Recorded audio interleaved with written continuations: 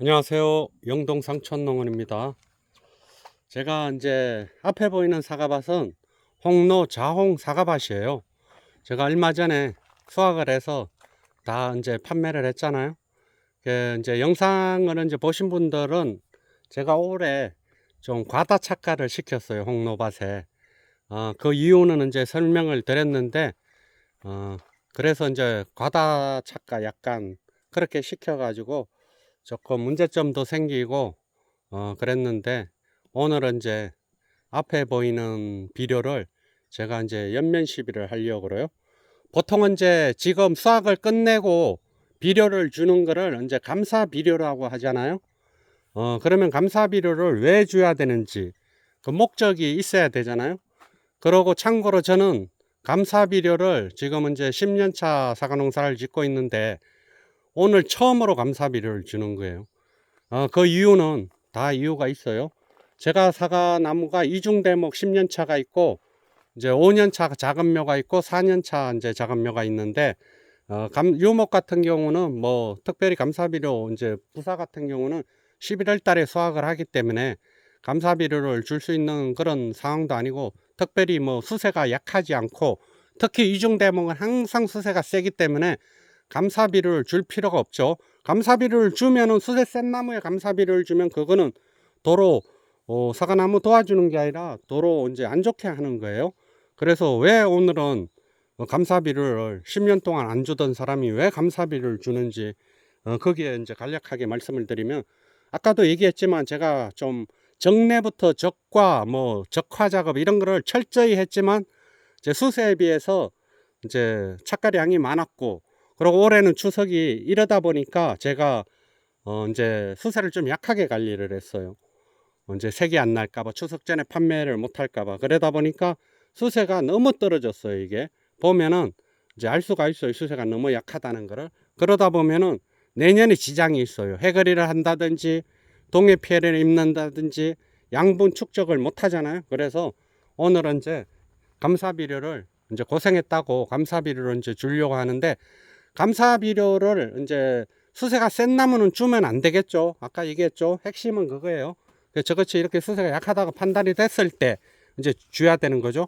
근데 어떤 걸 감사비료를 줘야 되느냐, 이제 그거는 다 달라요. 제가 이게 강구하는 게 아니라 감사비는 토양에 줘도 되고 연면 시비를 해도 되고 관주를 줘도 돼요. 그거는 뭐 나름 주면 되는데, 보통은 교과서에는 요소를 주라고 그래요. 질소, 요소를 갖다가 이렇게 SS기 500리터에 보통 뭐 10kg 주라고 막 그러고도 하는데, 그렇게 줄 필요는 없고, 제가 봐서는 요소를 연면 시비하는 경우는 한 5kg 정도가 저는 적당하다고 생각을 해요. 그래서 요소를 연면 시비를 해도 되고, 뭐 토양에 복합비료 토양에 줘도 돼요. 근데 흡수율이 좀 떨어지기 때문에 토양에 안 주는 거예요. 연면 시비를 하면 효과가 워낙 빠르기 때문에.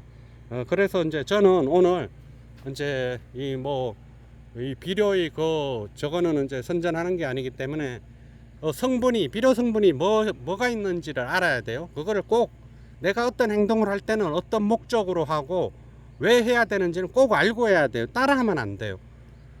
그리고 요소가 30%, 요소, 질소, 인산, 가리, 이렇게 해요. 요소, 인산, 가리, 이렇게 30, 10, 10이에요. 그러니까 요소가 제일 많은 거죠. 그리고 미량연소가 이제 다량으로 있어요. 제가 이제 요소만 연면 시비를 하려다가 제가 그냥 이거를 선택을 했어요. 이제 여기 보면 생육 초기용으로 되어 있잖아요. 근데 초기에도 많이 이렇게 하죠. 요소가 30%, 10%, 10% 이렇게 있으면 좋죠. 근데 이제 요 세 가지만 있는 게 아니라 미량 요소가 이제 다량으로 여기에 이제 포함이 되어 있어요.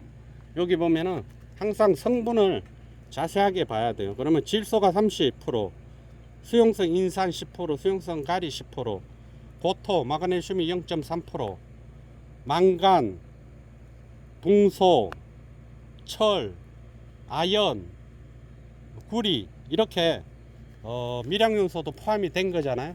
그러니까 요소만 주려고 하다가 제가 생각하기에는 그냥 이거를 주는 게 더 좋을 것 같아서 선택을 했어요.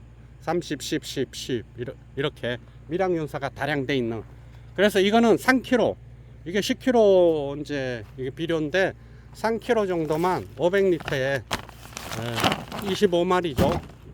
3kg 정도. 근데 뭐 3kg 해도 되고 4kg 해도 되고 뭐 2kg 해도 되고 1kg 해도 되고 그렇죠. 그런데 이제 저는 한 3kg 정도가 적당하고 요소 같은 경우는 5kg 정도가 적당하다고 생각을 했기 때문에 이렇게 이제 주려고 생각을 하고 있습니다.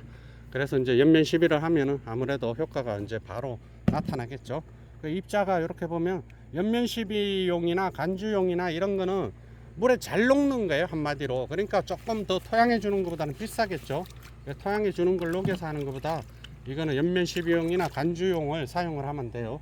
제가 아까 한 2점 몇 킬로는 넣고 이제 시동을 켜고 교반기가 돌아가면 금방 녹아요. 뭐 이거는 요소도 잘 녹듯이 이것도 금방 녹아요. 일반 토양해 주는 비료는 인산이나 가리나 이런 건 잘 안 녹아요. 요소만 잘 녹지.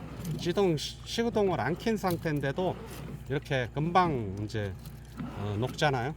기능성 제품이라고 보면 돼요. 그러니까 가격은 좀 비싸기 때문에 이 비료를 꼭 하라는 게 아니고 그냥 이제 수확을 했는데 나무 수세가 너무 약하다든지 그런 판단이 들면은 감사비료를 주는 게 좋고, 수세가 세다든지 이러면은 주면 안 되겠죠.